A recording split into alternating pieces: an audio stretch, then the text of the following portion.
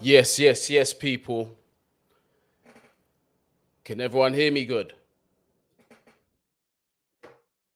Just waiting for Younes to arrive. He should be here in a few minutes. But big up everyone in here waiting. First and foremost, obviously, if you're new to the platform, smash that subscribe button. Obviously, help us get to that 15K mark. Smash the like button as well. Trust me, this one, boy, as you can tell, I'm not very happy in it. But let me just get through the people them that's in the chat already. Big up Hira. Man said Potter crack under pressure. You could see it in his face. His subs were random. We're going to talk about Graham Potter. Danny, Argentina. Gallagher was awful. How many times did he lose the ball when he came on? 2 shots in 90 minutes, getting bullied in the second half by Nottingham Forest. Azpi is done. The midfield creation is 0. So, boy, already the first few comments on smoke. Big up yourself, Sid. The tempo was too slow. The performance was no fighting character. Send GP out. Potter and half the squad need to go. GP must go. Wow. I only watched Chelsea women. Emma Hayes would have been a better coach. Wow. This team is awful without Reece James. Sell Jorginho tomorrow.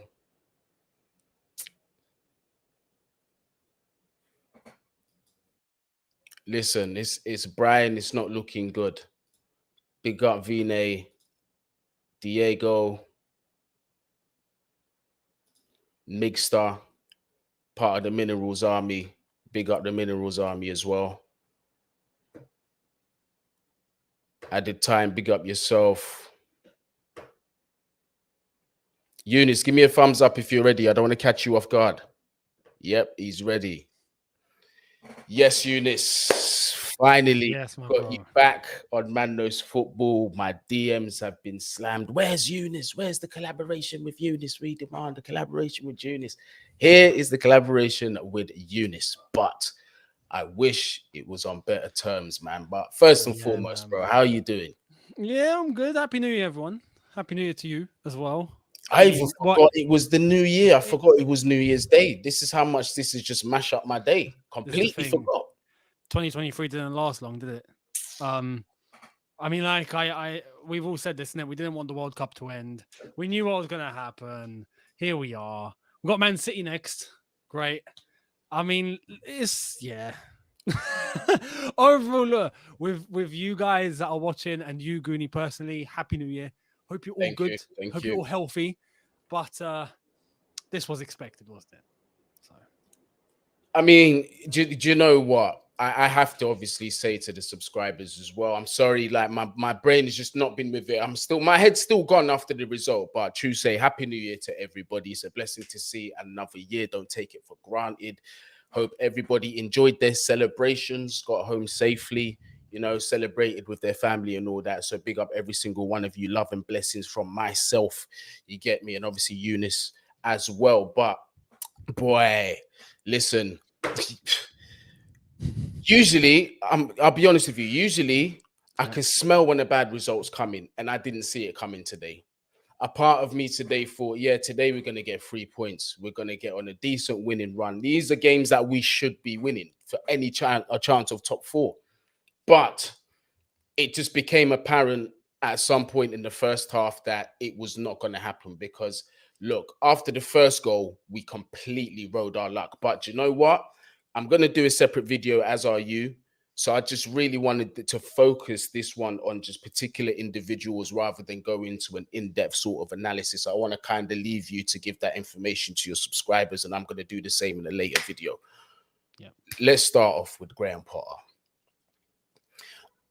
I personally am not Graham Potter out. I'm not. I stand by what I said at the beginning of the season. The deficiencies lie with the squad. However, just because I'm not Graham Potter out right now doesn't mean I don't acknowledge his mistakes. And I feel several were made today. And he's definitely got to stand up and own it. And not just own it, he's got to do something quickly. Because if we're having it right, it's not the best start. But at the same time, I understand the deficiencies that he has, but where do you feel it went wrong for Graham Potter today? Bro, it's the same issue, and it's the same, just like it was pre-World Cup. It's the same.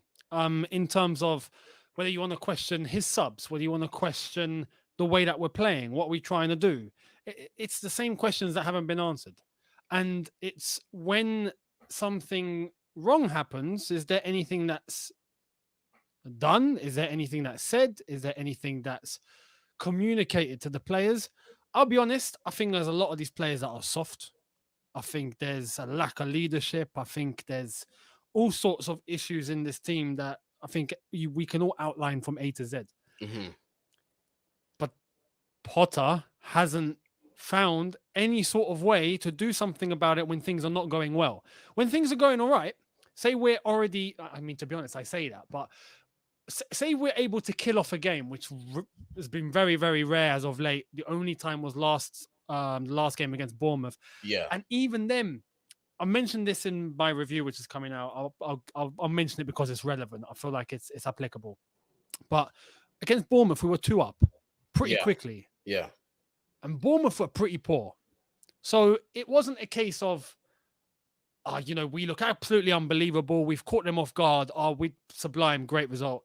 It was a case of we managed to take advantage of a situation early, and the opposition just had nothing to bring to the table. Today, an opposition did have something to bring to the table, and we were exactly the same. Now, the first half and the second half is where I point to Graham Potter, because in that Bournemouth game, we all had the idea that, maybe it's Reece James. He's come off. We've lost balance, right? But today was fairly similar. Even though we were 2 up, and that's what helped us in that game against Bournemouth. Bournemouth couldn't do anything about it. Today, we were 1 up. Looked, I'd say, okay in that first half. We come out for the second half, and it's like we didn't come out. It's a completely different team. Yeah. Now, my philosophy and the way I read it is that, the saying, first half belongs to the player, second half belongs to the manager, right? It's a case of, the players go out to make the impression from the get-go. They have a plan. Let's see if they execute it. And then it's up to the manager to enhance what's gone right and rectify what's gone wrong. We've done the complete opposite. And then there's no answer. The substitutions is where I felt a lot of it went wrong as well. I mean, Gallagher did not have to come on, if we're being real. Chukwuemeka coming on with that time to spare to come on for Pulisic to stick him on the left, which isn't his position. Hutchinson not used, whether you want to call on Hall, who's been the brightest out of all of the lot, to get some game time to try and change something, didn't happen. But it's when it goes wrong, he looks clueless. That's the. Let's stick on the substitutions for a minute, because I want to start off with the first one that made me sick to my stomach. Zakaria off, Kovacic on, Jorginho still on the fucking pitch. I'm sorry about my language, but it infuriated me, bro. This guy was a passenger the whole game. Entire game, passenger. This is the thing. This is why I'd never get carried away with Jorginho performances, but I still give him praise when he performs. But I never get carried away, because the second he's met with any kind of athleticism, forget about the technical quality of the player. If he's met with any kind of athleticism, 8 times out of 10, what happens? He loses out. When he loses out, the confidence is shot, he doesn't show for the ball. So what's left? Because if he can't play the passes and do the tempo controlling thing, what has he got left? You're basically down to 10 men. How did he stay on the pitch for that long? Even if look, everyone knows how I feel about Jorginho, but even if I was on the other side and I really liked him and I wanted him to stay, I'd be looking at that like, the player's struggling, help him out. Why is it taking you so long to identify this, bro? Bro, and this is an attribute of Jorginho we've pointed out for a couple of seasons at least. Do you know what I mean? The goal today, when you look at the way that he tried to jump up early, got dominated and lost, didn't make the header for the goal in the box. It's weak. But this is my point. Normally we attribute that to just Jorginho because others show some sort of level. The others didn't show anything either. It's physically, mentally, everyone's soft. Everyone's getting barged off easy. Everyone's getting dominated. Everyone's getting sliced. Everyone's getting all sorts. I mean, taking too much time on the ball, not being quick enough, not being sharp. When a challenge comes in and it's a 1-to-1, they all lose their battles. Whether it's in the air, they all lose their battles. It's Jorginho. We've identified that for time, but now it seems to be everyone else that's following in that same trajectory. As of late, this is where I'm pointing personally. When that happens, we've seen it, and we've had many examples in the past, man. When this sort of thing happens and you read the body language, something's not right. Do you know what I mean? It's body language. These players do not look like they want to be there, or they do not look like they're showing up to work. Do you know what I mean? When you're fully committed to what you want to do, you really give everything. Nottingham Forest had that. Right, because albeit they are where they are on the table, but that's realistic. It's Nottingham Forest. They're not going to compete for the Champions League spots, are they? Like, that is where they are, but they're all willing to give everything, and they're going to do everything. The manager's on them. They're all there. They're all up for it. They have their responsibility. They're taking it. With us, we don't. We just don't. And everyone's soft. Absolutely. And do you know what? Just a little off topic, right? I'm looking through the comments, and we've had losses before. We've had draws before. But this here, our fans have had enough. It's not even a thing where I can start throwing like, you're this, you're that. I understand the frustration. So that's the first thing I'm going to say. It's mad. When you, quick one, diversion, very sorry. When you look at the second half, right, and you see that screenshot that's going about everywhere. I saw it when the game was on. Like, not one shot. Not one. There was 3 stats there, and it was all 0-0-0. I'm gonna bring it up right now because I have it. Here it is. It's shots on target, none. Shots, none. Touches in the opposition's box, none. Possession less. 0-0-0. Nottingham Forest with 9, 3, and 16. Bruv, it's inexplicable. For a football match of this caliber, and us as Chelsea Football Club, to be honest, any Premier League team shouldn't be leaving a game like this with 0-0-0. It just shouldn't, let alone Chelsea. It shouldn't. There's no excuse. There's no excuse for that. That's pathetic. 19th place, Nottingham Forest, all due respect, but even they had 9 shots, 3 on target, 16 touches in our box. We had none, and none. That shows us there's nothing. It's dead. Shot to pieces.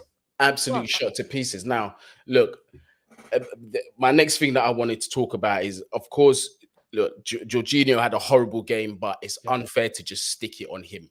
Yeah? Yeah, for sure. The next player that I need to bring up is our captain. And now, respectfully, I use that term loosely, and I'll explain why. Azpilicueta should not put a Chelsea shirt on again, and I say it respectfully. He is finished. His legs are shot to pieces. His body cannot respond to his mind as quick as his mind. It's over at the top level. That's just basically it. Now, when I question about the captaincy, right, because although all those things can be gone, there's still a certain level of leadership that you can maintain. Yeah. What leadership or any type of galvanization did you see from our captain? And is this the first time? I've seen this so many times. As soon as we concede or go a goal down, heads drop. Whose job is it to galvanize and motivate the team? The man with the armband. Realistically, we're being honest. Realistically, at Chelsea, it should already be ingrained for everyone to lift themselves up. And then you have the captain to amplify it. Absolutely. Remember when everyone at the club used to get on with what they had to do, but John Terry would be there to take it another level. Do you know what exactly. I mean? Now, but this is the thing. Even in times where we struggled and we suffered as Chelsea, John Terry was still there to galvanize. 100%. But at the same time, JT led by example. He did, yeah. In terms of his performances on the pitch, even at an old age, like, he led by example. When you have, no matter who it is, even if it's Azpi and he's accomplished what he's accomplished in the game, but some players follow by action. Some players are like, all right, who is this guy telling me what to do? When look at his performance, he's trash. Do you know what I mean? What's he doing? Who are you to tell me what to do? And you tend to get that. You tend to get that from young players. There we are. We're integrating. There we Facts. are. So if you're going to use Aspie, if he's going to be at the club, right, he can be a voice, but not on the pitch, off the pitch, in the dressing room, because he's already done what he's done. If he's not playing and he's trying to get everyone to lead by example by what Mhm. he's saying, he can rely on what he used to do, and everyone would go, "Yo, okay, I got respect for him." But if he's playing like this and he's trying to get everyone motivated, or lead by example, everyone's going to be like, "Yo, brother, now you're washed. Like, don't tell me what to do." Do you know what I mean? That can kick in with some of the young lads and some of the attitudes that some young players have today. this That's the truth. and this Younes, yeah, is exactly what I said last season, right? I believe I said it on Back Again. I believe I said it several times on my channel last season. Azpilicueta needs to go to protect his legacy because I don't want him to stay long enough to become that cliche, the villain. And it's starting to happen. And unfortunately for him, if he's asked to play, he has to. And I know he's going to give 100%, but 100% is nowhere near what it was. And you cannot, and that's not his fault. That's what happens over time. Nobody can cheat age. It happens to the best of them. You get me? Nobody's escaped it. But we've now put him in a position where he's having his pants pulled down against the most basic opposition. Yeah. Now, we're going to move on from Azpilicueta. Let's talk about Koulibaly. That one's gone left. I'm not going to lie. That one is something no one was expecting. I'm flabbergasted at the fact that big Koulibaly, come from Syria with the reputation of the home of defenders. Yeah. Don't know your history, do it. Every single 50-50. Yeah. The one thing that I thought this brother had was physicality. Yeah, exactly. How did he lose? Like, I don't know what the actual stat was, but from what I was seeing, he lost way more than he won. And it wasn't even close.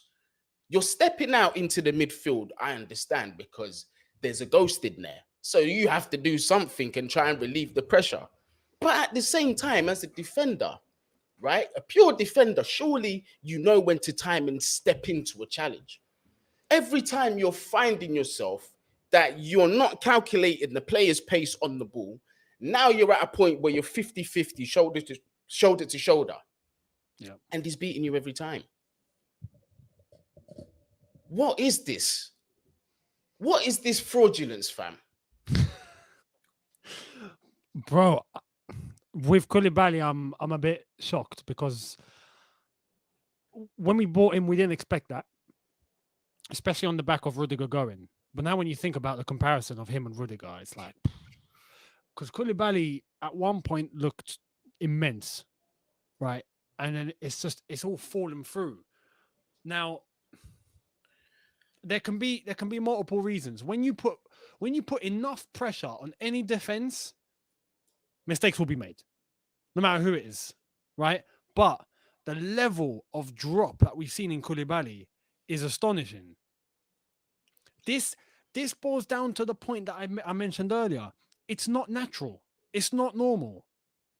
And when it's that not sort of this thing bad, happens, is it? That these players are not this bad. This is the thing. This is my point. The balance, my bro. What's killing us is the balance. Because look, I'm not even going to talk about Zakaria being one of the bad players, but I just want to use him as an example because I've seen several accounts, some that I respect, some that I've worked with, and it's not a shot at nobody. But some I feel are getting too carried away about this guy because we have been starved of that profile of midfielder so long that when we start seeing him doing those things, it's the best thing since sliced bread. Exactly. But are we forgetting his injury record? Are we forgetting that we can name probably 8, 9, 10 better defensive mids better than him? And also as well, by the way. Yeah. Also as well, by the way, he wasn't even used in that role today. And I feel that he would have been better sitting. I feel that's his stronger role. This is the problem. This is where I'm pointing to. There's a tendency now amongst the fan base to try and praise every single little thing we find because it's all we can cling on to. And when you look at a player like Zakaria, who isn't terrible, right? But the way it's being portrayed, you'd think this guy's playing like Balak right now. Do you know what I mean? When He's not. But at the same time, it's not a disaster. But the way that it is, it's people are just settling for it because it's the best we got right now. And it's there. It's readily available. And that's it. Do you know what I mean? Whereas I feel like there's a lot of people with blinders in front of them right now, and they're just accepting it.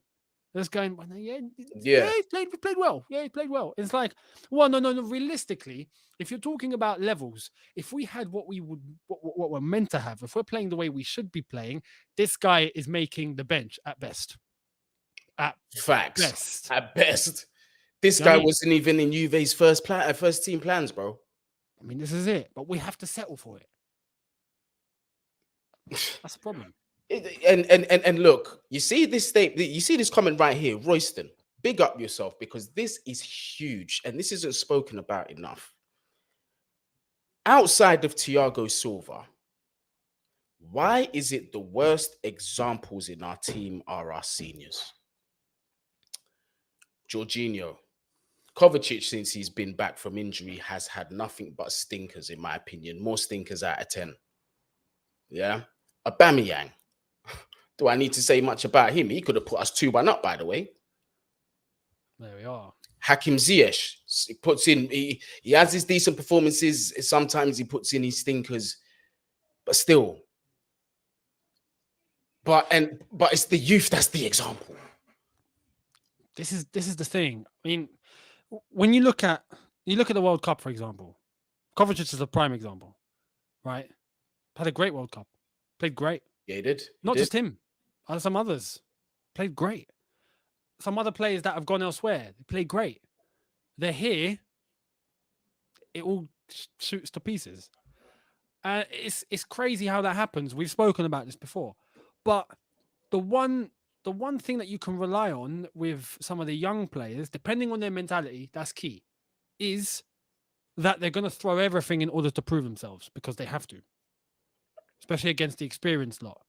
Now, it's very, very easy nowadays for those youth players to show what they can do and then become a big name and then start building an ego and start thinking they're the shit. You know what I mean? Like they are, like, you ain't moving me now because they've had some sort of consistency in the team and now they're not that same hungry player that they used to be. That's where mentality needs to be controlled. But when you're looking at some of the lads that we had on the bench, for example, if nothing's working or you can't find a way, you can't find a solution, but what these lads have brought to you in the little bit of time that they've given to you, maybe give them a chance. Arsenal have done just that. And the one thing that I praise Arsenal for, because with Arteta and the way that they had the players and the squad that they had previous last season and beyond that, was a case of trying to mix the experience lot with the youth or those young players. And what he did is he got rid of every single little problem that he had from those experienced lot and started throwing everything to the young players. It's not necessarily youth players, but young players in the team to try and build around. And it's worked because now everyone's on board and everyone's behind. But at the same time, there needs to be a plan. There needs to be a way, something to execute. We can't even see that right now. We don't know what we're trying to do. I don't know what we're trying to do. So the least that we can do right now, I feel like, is yes, you can call upon a Hutchinson or a Hall or whoever. They're not going to be the ultimate solution, but in a quick fix like today against Nottingham Forest, I think you turn to them. We didn't do that. There's many layers to this at Chelsea. Chelsea right now isn't one problem or two problems or three. It's so many layers and it's built up over time. This is where we are. And whatever we're trying to add to it now isn't helping either. So it's just... realistically, it's a mess. It's a mess. It's a whole mess. You know, even the Conor Gallagher substitution coming on. Although it was for Jorginho, right? I'll say this: we had more control of the game when he came on, but still, you could see that he's not at the level yet where we can be relying on him to consistently be a game changer. Because listen, let's have it right. Regardless of how you feel about Gallagher, there's a goal in him. There's a goal in him. We've seen him. He's got the ability to score goals inside the box, outside the box. We don't play to his strengths. Those late runs in the box, he's really good at those. Them shots outside the box, he's really good at those. Did you see what he did today? Ziyech gives him the ball. Yeah. Yeah. I know exactly where. I'm so at this level. you in that role, especially as a central midfielder, you need to have already known what you're going to do before the ball gets to you. That's common knowledge. It's a fact, yeah. But He Connor, gets but the this is the ball thing. and he Connor, stays there for 5 minutes. Connor, right, under pressure is not a good player. It's horrible. There we He's are. under pressure. When you're playing against the high press, bro, he gets pressed out all the time. He loses possession all the time. He needs space, 1-2 football in and around the box. It will find that space. For me, playing him as a central midfielder, it's not going to work, especially with what we've got around him. It's definitely not going to work. It's not going to work. This is where we go back to that same point that we made about Zachariah. Like, if the attributes are there, they're there. If they're not, It's not going to work. Yeah, it's I'm just sorry. not working. Maybe Palace is your level. Do you know what I mean? Maybe that is it. Maybe Chelsea isn't. This is the thing: is Gallagher will go to another club, right? And I reckon he'll do decent there. I just feel in terms of what we're looking at, right? Because look, let's not pretend like there's not no light at the end of the tunnel. As we're saying this, right? Apparently, we're very close to signing Enzo Fernandez. Yeah. And that in itself is a superstar signing. And it's showing that we're trying to go in the right direction. And that won't be the only one, right? We're hearing the links with the CDMs as well. So it looks like these market January and summer, we're actually looking at key positions that have needed to be addressed for years. The overhaul looks like it's coming, and Todd Bowley is looking like he's going to invest in it.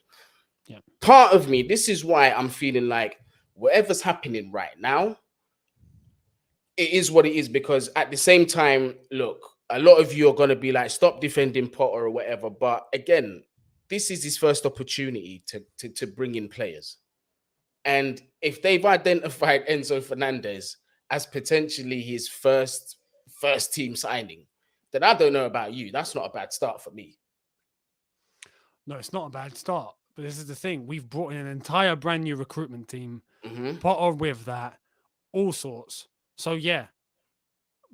But this is the thing. We bring in these guys in January. It's good ambition. It's a good direction, 100%. We got to make it work. That's just how it is. We have to make it work. And it can't be a case of just, oh, no, we'll just accept anything that happens for the remainder of the season.